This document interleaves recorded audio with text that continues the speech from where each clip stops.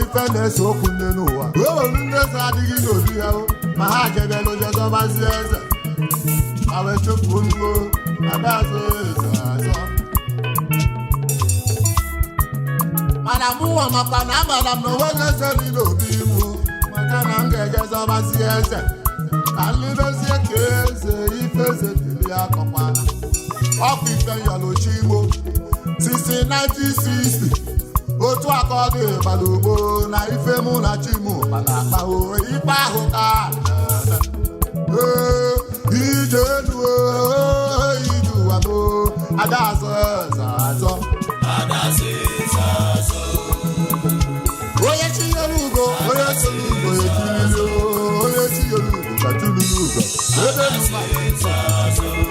maka na asị m na onwe bụghị ije ji tụọ aka n'ọrụ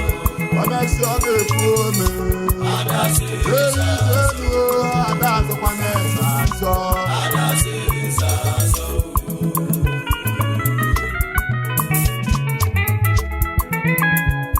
ije enu ije ụwa go adazụ eze azọ onye chinyere ugo ga-etili egwu anyị ga-elili egwu aka m ga-esi ozi ọma egwu m bụ n'aka n'ochie elu iji ụwa m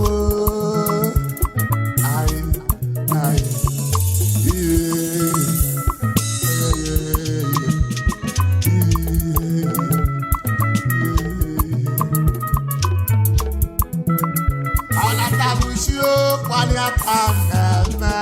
ife mụ na chi m gbarụ ife ahụ ka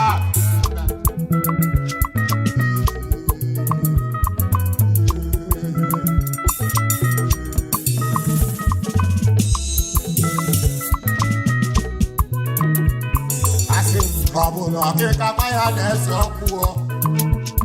ọkịka ọkwa ya na-ebutela ya ọkụ n'ụwa ka ọ gị ga-aka ka ọ gị ga-aka ọkwa ya na-ese ọkụ asị m elu ụwa anyị nọ n'ime ya ọ ga-agbasakwa n'ọya bụ na ma ọ bụkwarụ na iwe n'otu odi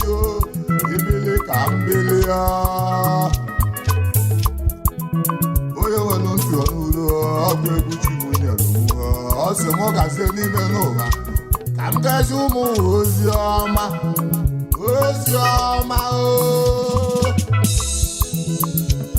ije enu m ije ụwa m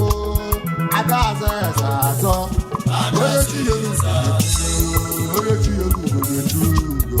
okwu abụọ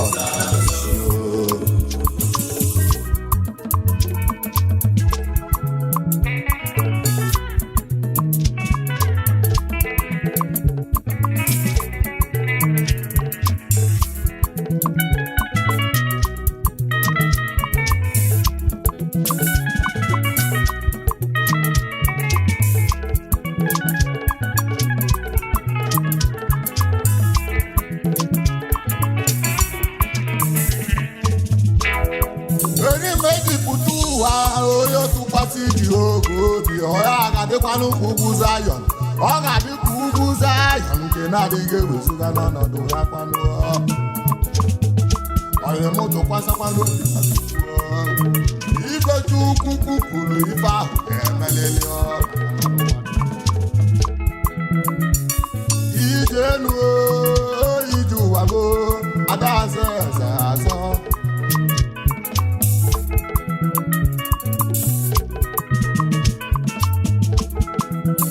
always in life I say always remember that one with God is always majority. One with God is always majority. Ije elu ije ụwa mo adazo ezazo akalaka m akwa kalaka chi m nyere m ọ sị m were egwu ajebe n'ime obodo ka m gazi beze n'ụmụ ozi ọma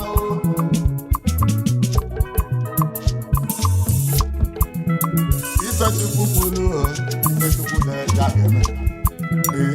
Ifechukwu kwuru Ifechukwu ya ga-eme